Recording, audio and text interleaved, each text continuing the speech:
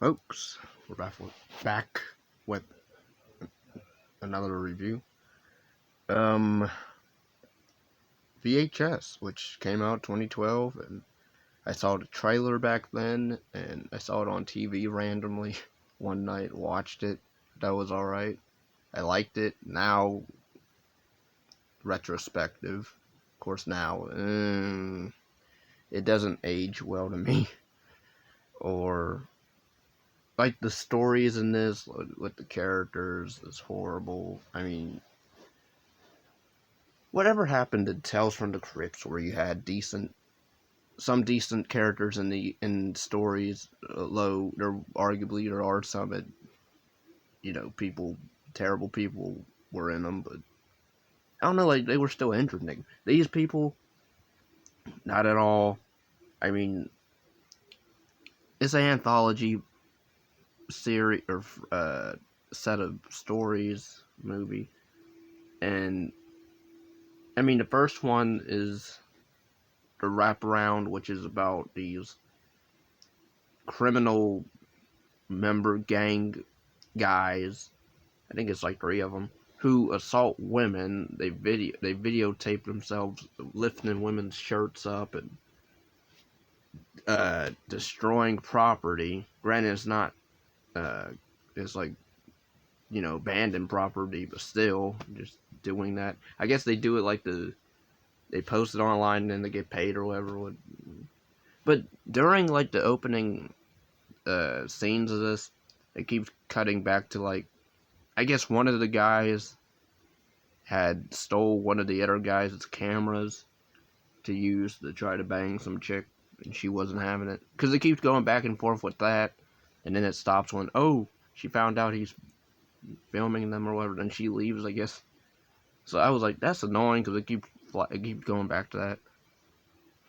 But anyway, the wraparound's called Tape 56, Frame Narrative. I mean, again, like, I didn't care about anybody in this group, because they're all creeps, and then they plan, like, what they want to do next. Let's do some upskirt shots.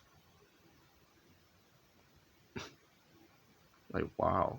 So they decide to, it's directed by Adam Wingard, who, I don't know what else he did. Written by him and Simon Barrett. Whatever with these guys, that's what they wanted to write. But I mean, basically, it's this group, this criminal gang trio. They have a job to break in this old guy's house at night to steal some VHS tape. They don't know what tape, but like the person that they were told was just, they'll know the tape when they see it. So I'm like, that doesn't help anything, but okay. So they see the dead guy, the old dead guy. He's sitting in the chair. What does one of them do? I guess the leader guy with the cup catcher mustache. He decides to tell one of my guys to stay here and watch each tape to find which tape we need, while him and the other guy go in the basement to look around. So the one guy, he decides to sit himself down in the room with a dead guy right behind him and watch some videotapes. And in the first story, I would just pretty much the wraparound, everybody dies. I guess the old guy was a zombie or whatever, because he kills the remaining guy. I didn't understand the rules of these tapes, because, like, there's a scene when they're in the basement during the wraparound where they're looking for tapes, and the one guy, he hears something, and he turns around in the basement, and he sees some half-naked guy walk past. I'm like, are like some of these tapes like manifesting in the real world or something? They don't never address that, really. Because the lead guy's like, I don't see no guy. But yeah, pretty much everybody dies in the wraparound. Not surprising. Now, the first actual story segment is directed by David Bruckner. It's written by him and another guy.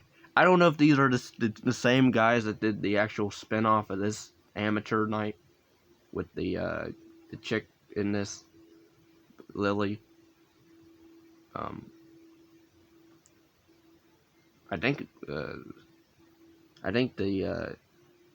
yeah, it's Lily. So, but the girl that plays Lily, I thought she doesn't really have much to do in this, so like she has to act mostly with her eyes and her facial expressions. Like she doesn't really get to say much. But yeah, these guys, again, it's called VHS, and you have people with webcams and their glasses with, I guess, whatever. So pretty much three guys, they want to get wasted and have a good night or a good time, pick up some chicks, take them to a hotel, and bang their brains out. And they meet up with two women, and they get to the hotel, and the whole time the one Lily girl who's attracted to the nerdy guy of the group, she keeps telling him that, I like you, I like you, I like you. He's like, okay. The one girl's passed out because she had too many to drink, Lisa. So then the frat older looking guy, the other guy Shane, he decides to try to bang Lily. She's okay with it at first, and then she is about to go for the nerdy guy, but then the other guy wants to join in, and then she's like, no, and then she doesn't like that, and he goes to leave to go in the bathroom, and then his other friend bops into the room, and she bit me, bruh, and then she goes ape crazy and kills everybody in the room. Well, I guess she doesn't kill the passed out friend of hers, which was, I guess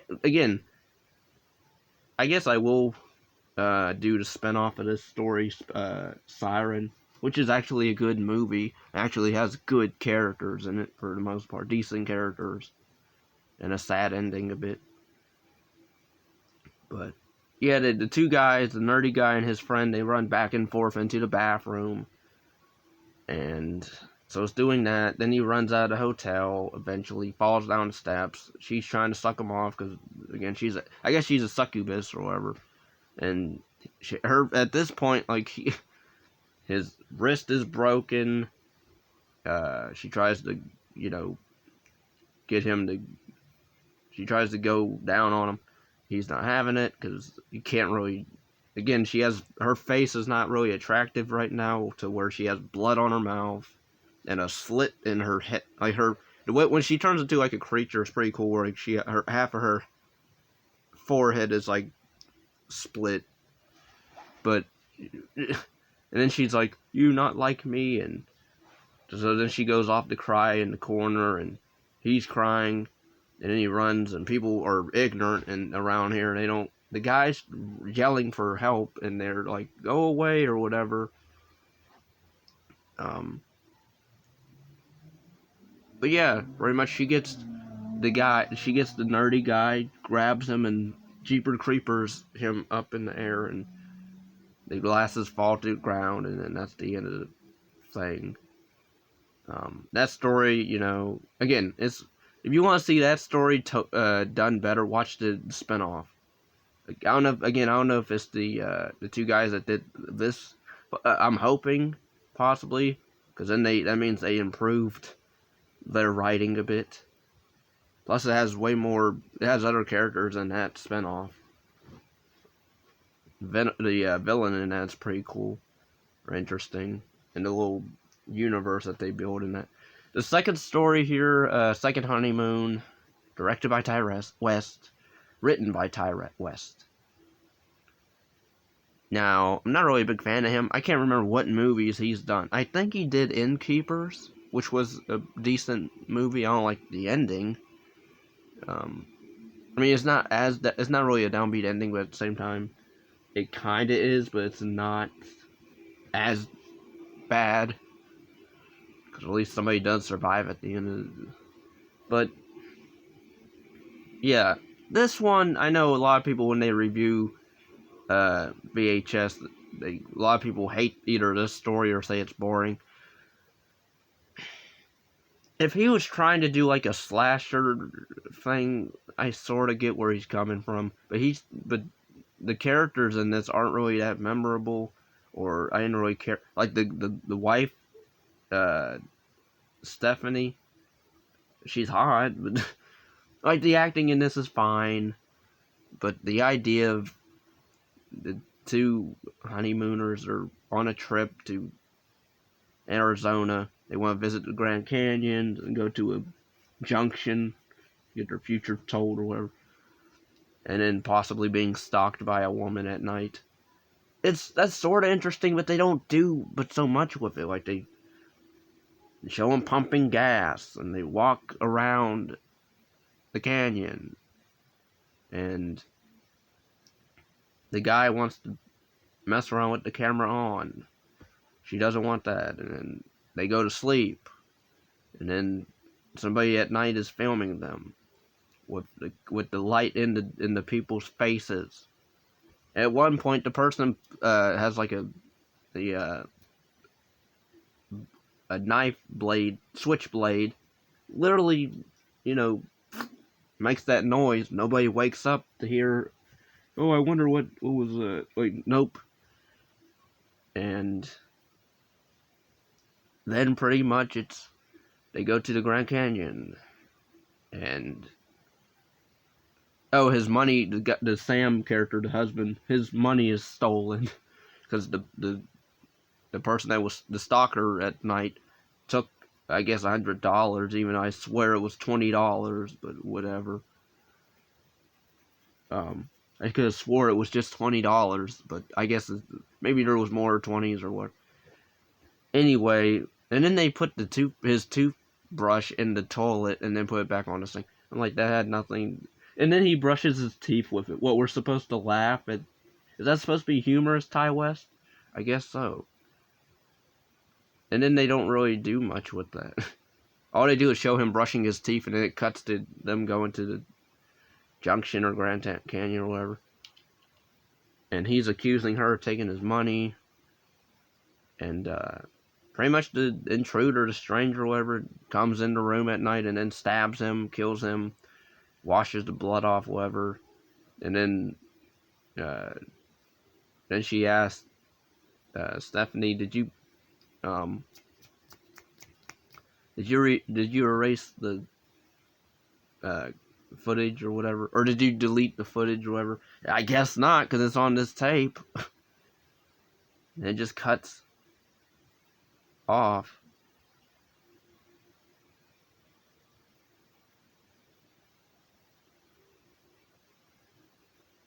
And then that was funny. I like the ending with the. I don't really like the story, but that story was boring, but it had potential to be something. But again, the characters aren't. But I liked the wraparound part because when the story ends, the one guy that was watching it, he's like, "WTF?" He's like, "What was that?" I don't know. Like, I liked his delivery in that. That was like the only enjoyable part of this entire movie, or funny part anyway. And then the next story is Tuesday the 17th, which directed by Glenn McCoy, I think, and written by him, by Glenn. A group of 20-somethings, 4 people go in the woods, in the forest, in the lakeside, because, again, it's a takeoff of Friday the 13th. The character Wendy takes her friends up there, and throughout this segment, people, when they're filming, the camera glitches these random, occasionally, images of dead, mutilated bodies. I couldn't tell if, like, some people, like, there's, like, the first time they don't address it at all, and then the second few times they do. Like, what's with this camera? So I guess maybe they couldn't see I don't understand this. And then, but the Wendy character, pretty much, she brought them there to all die, because she was there a couple years ago with her friends who got killed by this murderer. They don't really go into much with that, except that he was evil and he killed all her friends, and she's there now for revenge to bring these people there for bait. And you have stuff where the blonde girl, she gets a knife through the eye, and the nerdy guy's like, there's something with your eye. Like, the acting in this is not really that good. The only good actor in this, really, to me, was the Wendy girl. The girl who played Wendy. She's hot and she can act. But yeah, then those two die off. Then it's just Wendy and Joey. Oh yeah, there's a scene where while they're walking towards by these mushrooms, she randomly just turns like her friends are all like, "You're all gonna die here," and then she just walks casually away. I'm like, I don't understand her mindset when she does that. Like, what does that accomplish? One, that's like a red flag right there, where you need to run for the hills and be like, why'd you say that to me? And then, like, literally, like, why would you want these people here? Granted, I can't really like her character because she's there to pretty much feed them. She's treating them like fodder. But the whole, "You're all gonna die here," and then just walks casually away, and then everybody's like, what are you talking about? Like, there's no excuse for these people to stick around. I don't care how close you are, if you're a friend. I mean, it says, like, they're accompanied their new friend, Wendy. So she's recently new to them.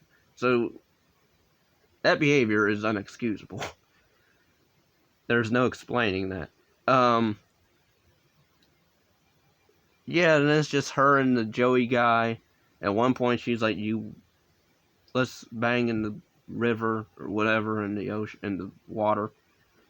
And granted, she is a, attractive girl, and granted, like, the stuff that she said, but I don't know how you can turn her away, but whatever.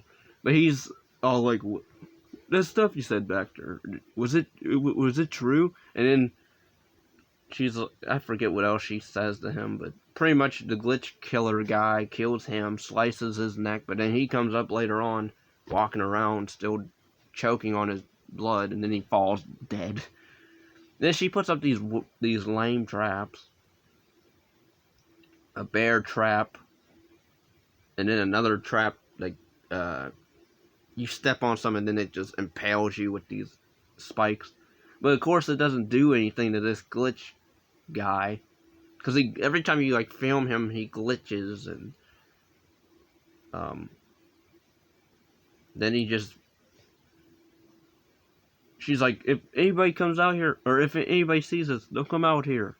And pretty much it ends where the glitch killer kills her, her guts out in that.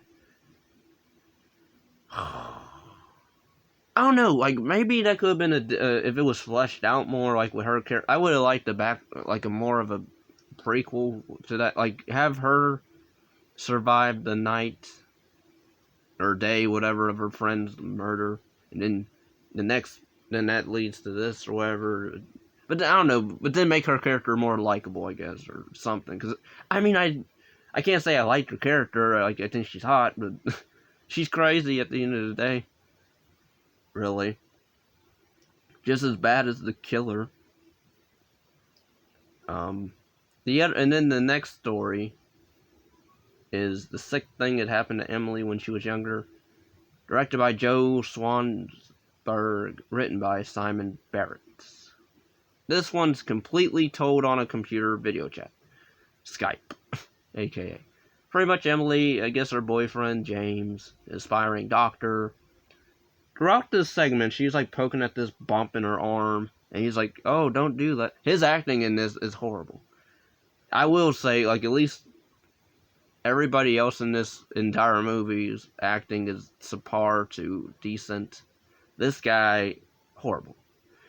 And I don't know if I can make the excuse of he's trying to numb his feelings of what's going on with her, because he's been doing this so long. He tries to, you know, bottle up his feelings. No, I can't. Like, his acting's horrible. It's not convincing at one slightest.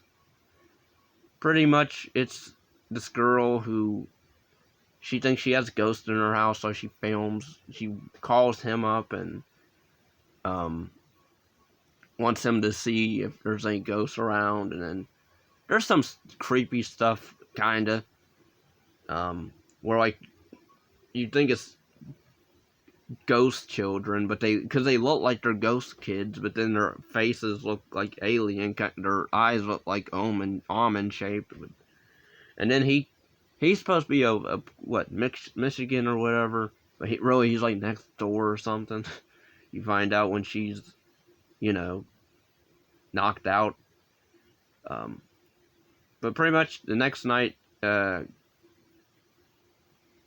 she wants to walk around with him on the laptop to tell her what's going on while she doesn't see. And she opens her eyes and then she gets knocked out unconscious. And then James comes over quickly in the apartment, and so I guess they are aliens, it says here on Wikipedia, apparently. Apparently they're rather ghosts, or I mean aliens. And I guess they impregnated her a bunch of times, but then because then he's like, we can't keep doing this, or her body can't keep handling this, or something. I guess even the doctor, I guess the people he's associated with, I guess they're in on it too. Because then the next morning she wakes up with like bruises, and like she's convinced that she's a schizo, and oh, I guess my doctor, I know, I guess I got hit by a car or whatever. My doctor says I'm diagnosed with schizophrenia or whatever. And then he's like, yeah, I guess, or whatever. And I guess I was wandering into traffic. And yes, schizo. And he's like, you'll get better and whatever. And then that ends, and then he's talking to another woman who shows him her boobs, and then it ends. And you find out it's pretty much he's going around talking to these other people that are also getting visited by these things. So that story was really boring. Like the second honeymoon story was boring, but that had potential. This one here, or semi-potential, this one here really not at all to me. It was boring. I didn't care. I sort of cared for Emily, kinda, but then, I don't know, like, the stuff she was doing where, instead of just staying in your freaking room all night and just talk to this guy on your computer till you fall asleep or something. No, you want to go exploring and then in your apartment or whatever.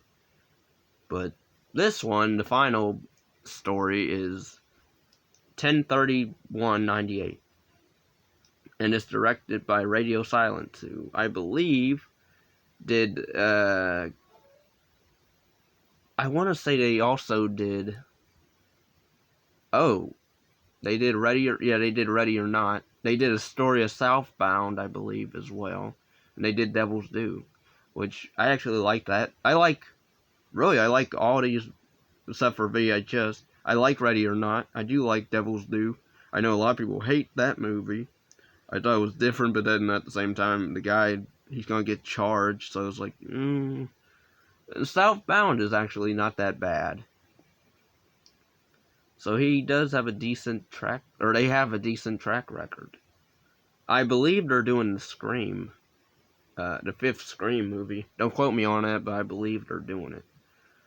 But yeah, this one with the 10/31/98 basically is Halloween night, 98, and a couple friends, they're supposed to go to a party, they go to the wrong house, and they think when they walk in on a ritual of people chanting and people screaming, they think it's part of a party, actual party thing.